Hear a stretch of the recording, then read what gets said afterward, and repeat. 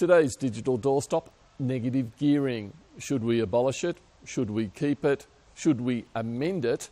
Or should we review it? Over the weekend, the Greens announced that we would reform negative gearing and reinvest the money saved from that into actually providing affordable housing for the hundreds of thousands of homeless Australians and for many families on social housing waiting lists. We've seen that this tax benefit has disproportionately assisted those with wealth, and it's fundamentally unfair that lower and middle income Australians should have to be paying through their taxes for property investment. Negative gearing. We won't touch it. I'll say it again. We won't touch it. Labor will, the Greens will. You just can't take one asset class and treat it completely differently. Just like Labor promises they won't touch private health insurance, but they do it as soon as they're in government. If you own an investment home, if you dream of owning an investment home, know one thing. Labor's crosshairs are aimed directly at you. Do we need to review negative gearing?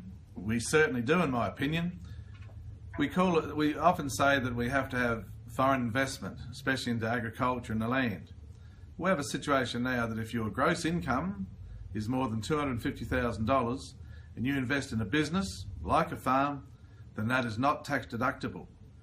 But if you're a foreign company, have a few farms over here and you go and borrow some money to extend your spread, buy some more land, then you do get a tax deduction. I think that is crazy. This law came in on the 1st of January 2013 from the previous government.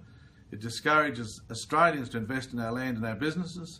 We need to change this for the betterment of our investment, especially in agriculture. Too many young Australians are locked out of home ownership, and this isn't just a blow to their dreams, their aspirations. It carries much wider social and also economic consequences. And it's in this context that we need to think about negative gearing.